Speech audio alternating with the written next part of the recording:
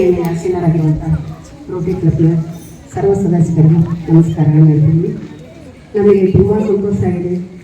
ಹೊರಾವರಣ ಪೂರ್ತಿ ಇವತ್ತು ಶಾಲೆ ಕಳೆ ಬಂದಿದೆ. ನಮ್ಮ ಮಕ್ಕಳು ತುಂಬ ಖುಷಿಯಿಂದ ಆವರಣದಲ್ಲಿ ಆವರಣ ಬಂದ ತಕ್ಷಣ ದಿಢೀರ್ ಬದಲಾವಣೆ ಆಯಿತು. ಯಾಕಂದರೆ ಶನಿವಾರ ಭಾನುವಾರ ಮಕ್ಕಳು ಹೋದ್ಮೇಲೆ ಆಗಿದೆ. ಇದು ಸೋಮವಾರ ಬಂದ ತಕ್ಷಣ ಅವ್ರಿಗೆ ಏನು ಚೇಂಜ್ ಆಗಿದೆ ಅಂತ ಅವರು ತುಂಬ ಖುಷಿಪಟ್ಟರು.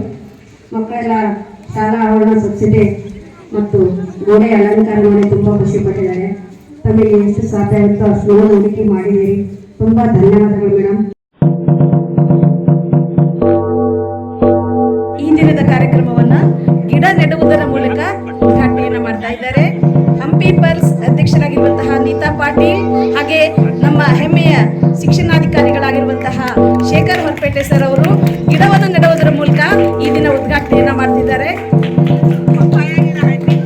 ಪಪ್ಪಾಯ ಹಣ್ಣಿನ ಗಿಡ ಮಕ್ಕಳಿಗೆ ಎಲ್ರಿಗೂ ಸಿಗಲಿ ಅನ್ನೋ ಉದ್ದೇಶದಿಂದ ಈ ದಿನ ಗಿಡ ನೆಡುವುದರ ಮೂಲಕ ಕಾರ್ಯಕ್ರಮದ ಉದ್ಘಾಟನೆಯನ್ನ ಮಾಡಿದಂತಹ ನಮ್ಮೆಲ್ಲರಿಗೂ ಧನ್ಯವಾದ. ಗೋಪಾಲ ಶೆಟ್ಟಿ ಸರ್ಕಾರಿ ಹಿರಿಯ ಪ್ರಾಥಮಿಕ ಶಾಲೆ ಚಪ್ಪರದಲ್ಲಿರುವಂತಹ ಈ ಶಾಲೆಗೆ ಹೊರಗಿನ ಗೋಡೆಗಳಿಗೆ ಅಲಂಕಾರವನ್ನು ಮಾಡಲಿಕ್ಕೆ ಪೇಂಟ್ ಅನ್ನ ಹೊಡಿಸಿದ್ದಾರೆ. ಹಾಗೆ ಈಗ ನಮ್ಮ ಶಾಲೆ ಹೊಸ ಬಟ್ಟೆ ಹುಟ್ಟಿದೆ. ಹೌದಾ? ಇಷ್ಟು ದಿನ ಹಳೆ ಬಟ್ಟೆ ಹುಟ್ಟಿತ್ತು ನಮ್ಮ ಶಾಲೆ. ಈ ಸಲ ನಮಗೆ ನಮ್ಮ ಶಾಲೆ ಹೊಸ ಪೇಂಟಿಂಗ್ ಬಟ್ಟೆ ಕೊಟ್ಟು ಯಾರಿಗೋಸ್ಕರ ರೆಡಿ ಆಗಿದೆ? ನಮ್ಮ ಮುದ್ದು ಮಕ್ಕಳಿಗೋಸ್ಕರ. 150 ಮಕ್ಕಳಿರುವಂತಹ ಈ ಶಾಲೆಗೆ ಈ ಪೇಂಟಿನ ಅವಶ್ಯಕತೆ ಇತ್ತು. ನಮ್ಮ ನೀತಾ ಪಾಟೀಲ್ ತಂಡ ನಮ್ಮ ಶಾಲೆಗೆ ಆಗಮಿಸಿದೆ. ನಾನು ಆಗಲೇ ಹೇಳಿದಾಗೆ social workers are the change makers. ಈಗ ಸೋಷಿಯಲ್ ವರ್ಕರ್ಸ್ ಆಗಿ ಬಂದಿರುವಂತಹ ಚೇಂಜ್ ಮೇಕರ್ಸ್ ಆಗಿರುವಂತಹ ಹಂಪಿ ಪರ್ಸ್ನ ಎಲ್ಲ ಸದಸ್ಯರಿಗೆ ನಮ್ಮ KGS ಶಾಲೆಯ ಪರವಾಗಿ ಅನಂತ ಧನ್ಯವಾದಗಳನ್ನು ಹೇಳ್ತೀನಿ. ನಮ್ಮ ಶಾಲೆಗೆ ಈಗಾಗಲೇ ಬಂದು ಸ್ಪೀಕರ್ ಅನ್ನು ಕೊಟ್ಟಿದ್ದಾರೆ. ಹಾಗೆ ಈಗ ನಮ್ಮ ಶಾಲೆಯ ಆವರಣವನ್ನ ಬಹಳ ಸುಂದರವಾಗಿ ಇರಿಸಿದ್ದಾರೆ. ಹಾಗಾಗಿ Young and energetic Neeta Patil ಅವರು ದಯವಿಟ್ಟು ಮಕ್ಕಳನ್ನ ಕುರಿತು ಮತ್ತು ಶಾಲೆಯ ಬಗ್ಗೆ ತಮ್ಮ ಅನಿಸಿಕೆಗಳನ್ನ ವ್ಯಕ್ತಪಡಿಸಬೇಕು ಅಂತ ಕೇಳ್ಕೊಳ್ತಾ ಇದ್ದೀನಿ. ಓವರ್ ಟು ನೀತಾ ಪಾಟೀಲ್ ಅಧ್ಯಕ್ಷ. ಎಲ್ಲರಿಗೂ ನಮಸ್ಕಾರ. ನಮಸ್ಕಾರ ಮೇಡಮ್. ಶುಭ ಸಂಜೆ. Namaskar to all the respected dignitaries. Our Secretary Kaushalya, Srimati Kamala Gumaste, BO Sir Barbodiga, Principal Ganga Madam, School Staff, ಎಲ್ಲ ಟೀಚರ್ಸು ಮತ್ತು ಎಲ್ಲ ಮುದ್ದು ಮಕ್ಕಳೇ ಮತ್ತು ನನ್ನ ರೋಟ್ರಿ ಹಂಪಿ ಪರ್ಸ್ ಎಲ್ಲ ಮೆಂಬರ್ಸು ಎಲ್ಲರೂ ಬಂದಿದ್ದಕ್ಕೆ ಬಹಳ ಖುಷಿ ಆಗ್ತಾ ಇದೆ. ಇವತ್ತು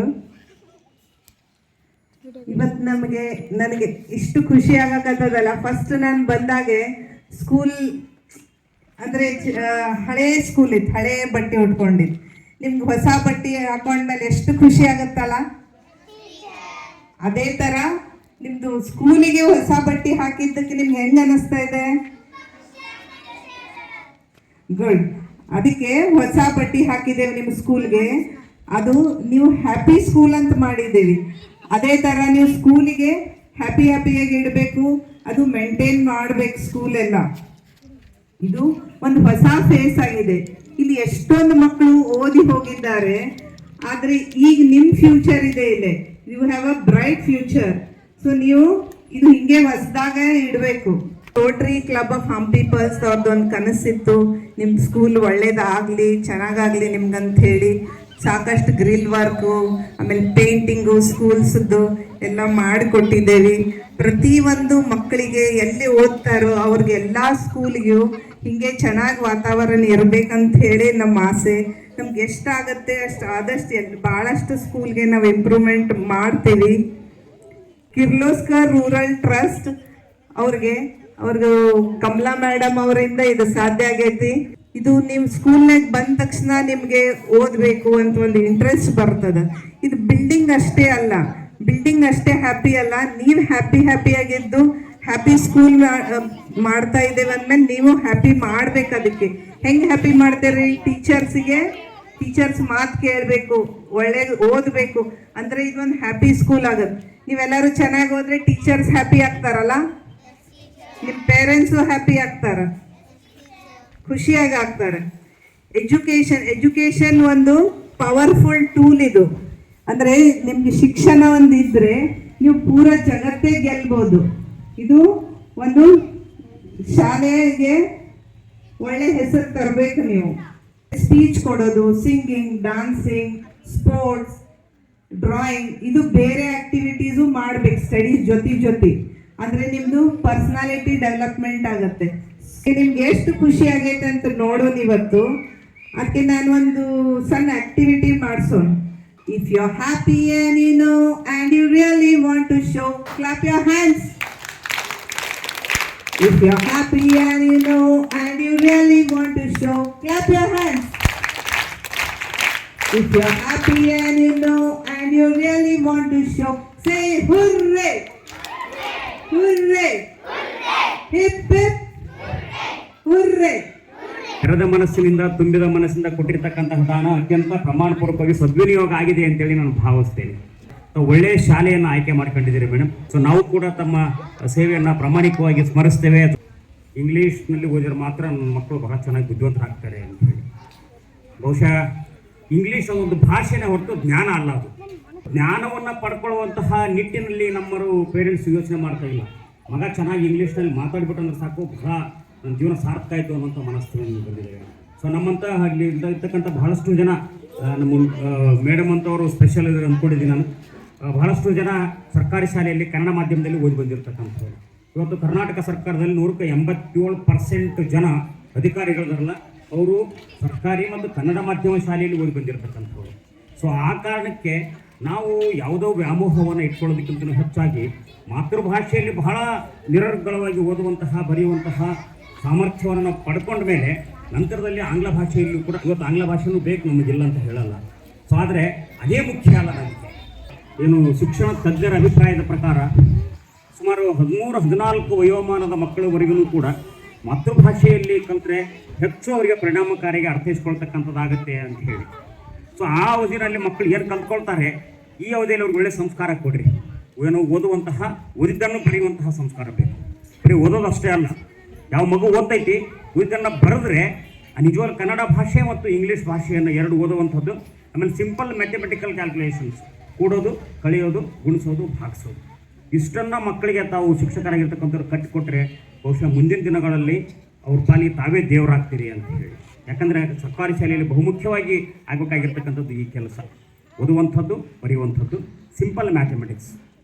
ಸೊ ಇಷ್ಟನ್ನು ತಾವು ಕಲಿಸಿಕೊಟ್ರೆ ಪ್ರೌಢ ಹಂತದಲ್ಲಿ ಮಕ್ಕಳು ಉತ್ತಮವಾಗಿ ತಮ್ಮ ಭವಿಷ್ಯವನ್ನು ರೂಪಿಸ್ಕೊಳ್ತಾರೆ.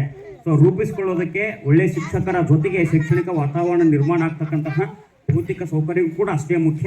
ಸೊ ಭೌತಿಕ ಸೌಕರ್ಯಗಳು ತಮ್ಮಂತಹ ಒಂದು ಏನು ಕ್ಲಬ್ನವರು ಒಂದು ಒಳ್ಳೆಯ ಉತ್ತಮವಾಗಿರ್ತಕ್ಕಂಥ ಅವಕಾಶವನ್ನು ಮಕ್ಕಳಿಗೆ ಒದಗಿಸ್ಕೊಟ್ರೆ ಸೊ ಅದು ಮಕ್ಕಳ ಸೇವೆ, ಬಹುಶಃ ಅದು ದೇವರ ಸೇವೆ ಅಂತ ಹೇಳಿ ಭಾವಿಸ್ತಕ್ಕಂಥವ್ರು ತಾವೆಲ್ಲರೂ. ಸೊ ಅಂತಹ ಮುಗ್ಧವಾಗಿರ್ತಕ್ಕಂತಹ ನಿಷ್ಕಲ್ಮಶ ಮನಸ್ಸಿನ ಮಕ್ಕಳ ಸೇವೆ ಮಾಡೋದು ಸಾಕ್ಷಾತ್ ದೇವರ ಸೇವೆ ಅಂತ ಹೇಳಿ ಭಾವಿಸಿ ಅವರೆಲ್ಲರಿಗೂ ಕೂಡ ಒಂದಿಷ್ಟು ಮೂಲಭೂತ ಸೌಕರ್ಯಗಳನ್ನು ಒದಗಿಸ್ಕೊಡೋದಕ್ಕೆ ತಾವು ಒಂದು ಒಳ್ಳೆ ಇದು ಮುನ್ನುಡಿಯನ್ನು ಬರೆದಿದ್ದೀರಿ.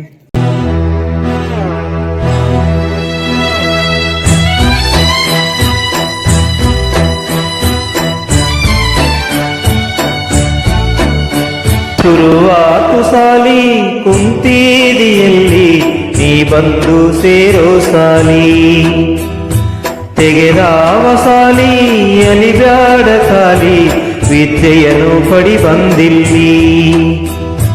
16 ಯೋಜನೆ ಮಾಡ್ಯಾರ ನಿಮ್ಗ ಸಾಲಿಯ ಕಲ್ತು ಬೆಳಗು ಜಗ.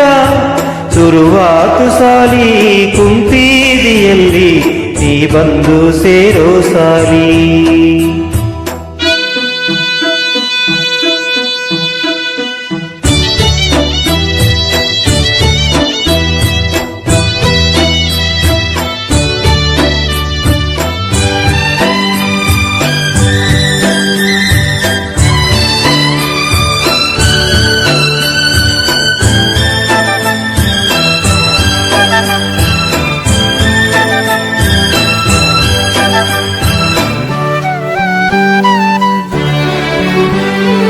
ಬಡತನದ ನೆಪ ಬ್ಯಾಡ, ಸಾಲಿನ ಬಿಡಬ್ಯಾಡ, ಏನೇನು ಕಮ್ಮಿ ಇಲ್ಲ ನಮ್ ಸಾಲ್ಯಾಗ.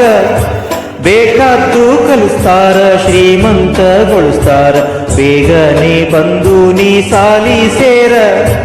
ಭಾಳ ಚಂದೈತಿ ನಮ್ಮೂರ